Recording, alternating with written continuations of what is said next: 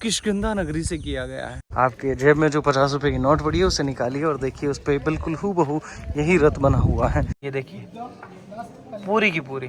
उनमें जब आप पिलर्स को बजाएंगे उनमें साउंड आएगा और हर एक पिलर के अंदर अलग अलग साउंड आता है। हेलो एवरीवन, मेरा है आज हम्पी में दूसरा दिन और मैं इस वक्त अभी विरूपाक्षा टेम्पल में नाइट रुका था और उसके बाद उठा नया और उसके बाद मैं हम्पी की नेक्स्ट विजिट के लिए जा रहा हूँ। देखो हम्पी में हर जगह पर ये पुराने समय के बहुत सारे खंडर्स अब पड़े हैं। ये जो पहले समय में जब हम्पी का बाज़ार यहाँ पे था तब बनाए हुए थे, किसी समय में मकान, या फिर ये जो रोड जिस रोड पे खड़ा हूँ मैं अभी, ये किसी समय में हम्पी का मार्केट था। अभी भी है छोटा मार्केट, लेकिन अब उतना बड़ा नहीं है। लेकिन पहले किसी समय में ये देखिए पीछे आपको कंटिन्यू नज़र आ रहे होंगे। इस तरफ भी आप देखोगे तो आपको पीछे ये सारे मार्केट नज़र आएंगे, ये सारे। और वो रहा विरूपाक्षा टेम्पल पीछे जो दिख रहा है आपको, जिसमें महादेव की पुरातात्विक शिवलिंग कहते हैं, वो शिवलिंग है अंदर। लेकिन उससे पहले मैं आपको हम्पी की एक अच्छी विजिट कराता हूँ। तो चलिए आज की शुरुआत करते हैं। देखिए ये कभी मार्केट की सड़क हुआ करती थी जो कि 30 मीटर चौड़ी और 750 मीटर लंबी थी। ये पूरा हम्पी का मार्केट था। ये जो आप देख रहे हैं पूरा हम्पी का मार्केट था। देखिए कंटिन्यू आपको खंडर ही नजर आएंगे एंड तक, वो जहाँ सर आगे बड़ी बड़ी चट्टान दिख रही है वहाँ तक पूरा मार्केट है। और फिर लेफ्ट और राइट दोनों तरफ किसी समय में ये हम्पी का मेन बाज़ार था, जो अब वीरान पड़ा है, जो अब सुनसान पड़ा है, खंडर में तब्दील हो चुका है। आखिर क्या वजह रही ऐसी जो ये मार्केट पूरा खंडर हो गया? ये महाराजाओं की लड़ाई की वजह से और ये मुगलों के यहाँ पर कब्जा करने की वजह से आज ये नौबत है कि हम्पी हम्पी नहीं रहा, हम्पी एक वीरान शहर में तब्दील हो गया। और छवियाँ दिखा दूँ, कितने प्यारे स्ट्रक्चर बने हुए, पीछे खजूर वगैरह और ऐसी दुकानें, और बीच बीच में कई बड़े स्ट्रक्चर बने हुए हैं। ये है भूकंपा मार्ग, जो कि ये नदी गुजर रही है तुंगभद्रा। स्टोन देखेंगे आप बड़े बड़े सारे ब्लैक ब्लैक हो रहे हैं। अंदर प्रवेश के लिए बड़े बड़े पत्थर हैं, गुफा जैसा फील होता है। ये पत्थर जमे हुए हैं बहुत ही बड़ी बड़ी साइज़ के, इन्हें किसी ने जमाया नहीं है। ये ऐसे ही पहाड़ी के पत्थर हैं जो जमे हुए हैं अपने आप से ही, और उसके अंदर एंटर करना होता है हमें।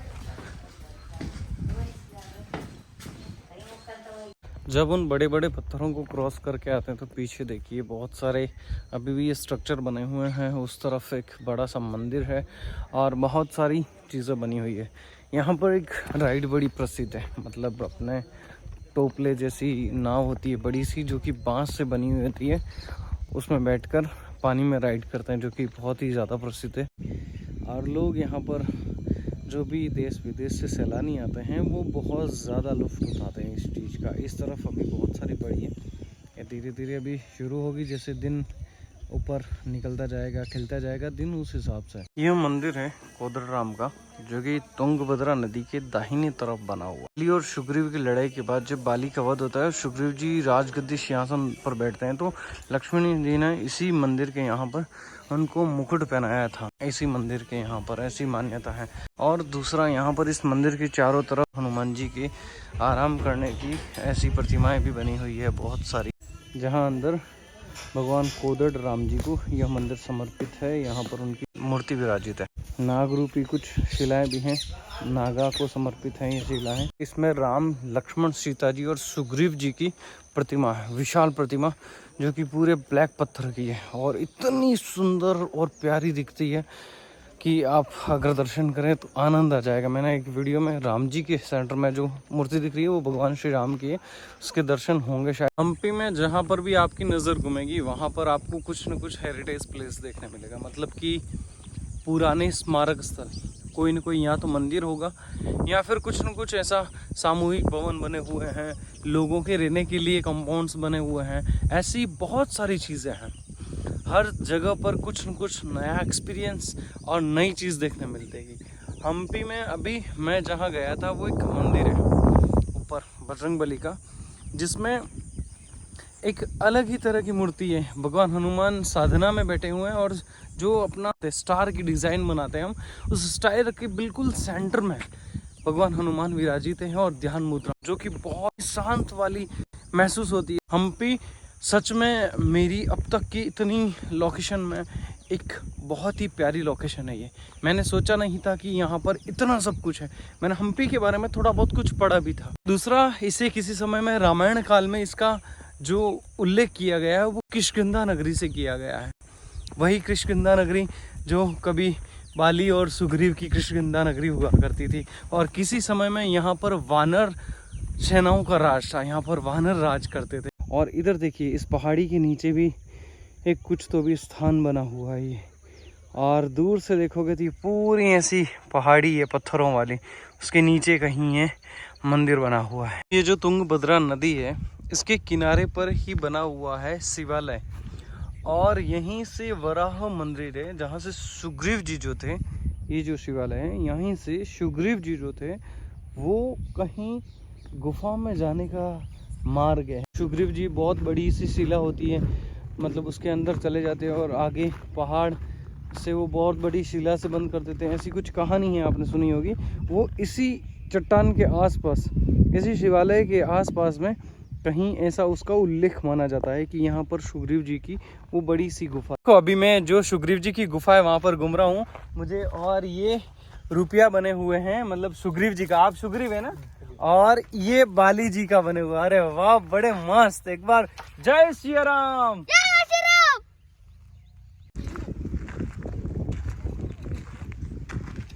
ये देखो सामने दो पिलर नजर आ रहे होंगे, ये सिर्फ दो पिलर नहीं है, इसे राजतुला कहते हैं। शीर्ष पर एक क्रॉस बीम के साथ दो स्तंभ वाली संरचना है और राजतुला कहा जाता है। कृष्णदेव राय और उनकी जो संज्ञा वाली नक्काशी है इस पर, और ऐसा भी मानते हैं कि तुला पुरुष दान के अवसर पर इसका इस्तेमाल किया जाता था। इस अवसर पर किसी व्यक्ति के वजन के बराबर बहुमूल्य रत्नों को तोलकर गरीबों में वितरित किया जाता था, जिसकी परंपरा आज भी चलित है और आज भी उस परंपरा को लोग निभाते हैं। मैं आ चुका हूँ विट्ठल बाजार के यहाँ, मतलब विट्ठल स्वामी जी का शायद अंदर मंदिर है यहाँ पर। ये पूरा विट्ठल बाजार है, ये देखिए बाजार का पूरा नज़ारा। उधर भी कॉलम बने हुए, अभी भी वो पूरा जहाँ तक नज़र जा रही है आउटर तक, ये पूरा विट्ठल बाजार बना हुआ है, जहाँ किसी समय में व्यापार होता था और लेन देन की जाती थी यहाँ पर।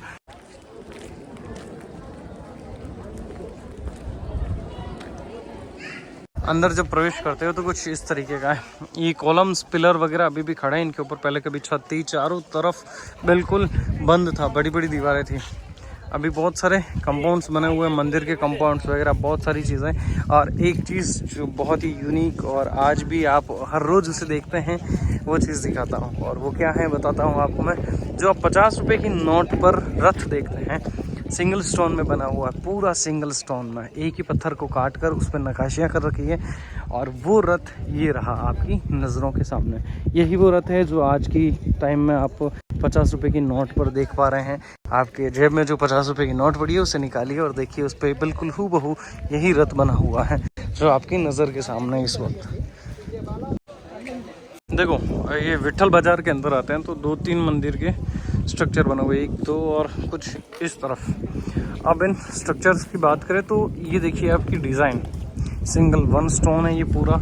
इस स्टोन के अंदर कॉलम्स बनाए गए हैं, पतले पतले बिल्कुल 3-3 कॉलम, और बीच में एक बड़ा कॉलम है जो कि एक बीच में बड़ा पिलर, ऊपर एकदम राउंड राउंड की डिज़ाइन, ऊपर डिज़ाइन, और उसके बाद में नीचे नरसिंह भगवान के अवतार वाले सिंह रूप जो होते हैं उनकी नक्काशी कर रखी है। फिर नीचे देखोगे तो आप नीचे भी कहीं राम जी बने हुए हैं, कहीं लक्ष्मण, कहीं नरसिंह भगवान, और हाथी की नक्काशियाँ ऐसी, और बहुत सारी सूक्ष्म रूप की नक्काशियाँ कर रखी है, कहीं हाथी दौड़ते हुए, कहीं हाथी को खिलाते हुए। तो बहुत सारी ऐसी स्ट्रक्चर पर ये नक्काशी देखने को मिलेगी आपको। इधर के एंट्रेंस में एक बड़ा यूनिक पिलर देखने मिला, जिसमें घोड़े के ऊपर बैठकर एक सैनिक घोड़े को पूरा उठाए हुए है। ये नीचे भी वानर रूप की नक्काशियाँ हैं इस पे, और पीछे वाले कॉलम पर भी कुछ नक्काशियाँ हैं जो देवी देवताओं के रूप में दिखाई मिलेगी। फिर ऊपर स्लैब में देखोगे तो बहुत ही प्यारा सा एक स्लैंडलियर बना रहा है, और सारे कॉलम में कुछ न कुछ यूनिक डिज़ाइन बना रखी है इस पे, बिल्कुल डिफरेंट, जो कि सिंगल वन स्टोन में काट कर बनाए हुए हैं इनको पूरे के पूरे, और उन्हीं पे ये नक्काशियाँ कर रखी है सब। फिर देखिए दूसरे स्ट्रक्चर की बात करें तो वहाँ पर भी ये कॉलम बना हुआ है, इसमें 6 कॉलम बने हुए हैं, मतलब 6 पिलर है पतले, 3 आगे 3 बैक में, उसके साथ एक मोटा, और फिर ऊपर नरसिंह भगवान की वो प्रतिमाएं बनी हुई है, और ऊपर नक्काशियाँ बनी हुई है ऐसी, जो कि सिंगल स्टोन में बना रखे हैं सब कुछ। ऊपर एक अनोखी डिज़ाइन है, ये सारा सिंगल स्टोन है, इसमें कोई भी जॉइंट नहीं है। पीछे एक कॉलम बना हुआ है इसके साथ में अटैच, ये पूरा करीबन ऐसे 4 फीट और उस तरफ 3 फीट का है, ऐसी। और उसके बाद मंदिर के बेस पर नीचे देखोगे तो नक्काशियाँ बनी हुई है, भगवान के रूप की नक्काशियाँ हैं सब। ऊपर नरसिंह भगवान का रूप दिखता है, नीचे उनकी जिह्वा पर ऐसे छोटे छोटे सूक्ष्म रूप के डिज़ाइन बना रखे हैं। फिर ये देखो पास में जाकर के ये डिज़ाइन देखो कितनी अनोखी और अलग बना रखी है। और इस बेस के साथ में एक छोटा सा मंदिर की डिज़ाइन बना रखी है ये, जिसमें भगवान जी की प्रतिमा भी है, हाथ में धनुष और एक हाथ में तुंगी पकड़े हुए। बहुत ही अनोखी डिज़ाइन बना रखी है और एकदम सूक्ष्म रूप में। इसी का एक रूप उधर भी है जिसमें कुछ अलग और यूनिक है, जो मैं आपको दिखाता हूँ। और हाथ में मटका लेके बैठे हुए हैं, कोई भगवान जी की प्रतिमा है और यहाँ पर भी भगवान जी की प्रतिमा है। लेकिन नीचे देखिए, ये इतनी माइनर प्रतिमा है कि इसके बीच में आपको छेद दिख रहे होंगे। ये छेद, ऐसे छेद जिनमें आप ये घास भी डालोगे तो आर पार नजर आएगी आपको। नीचे से निकाल लोगे आप इस तरीके का, ये देखिए पूरी की पूरी ऐसी।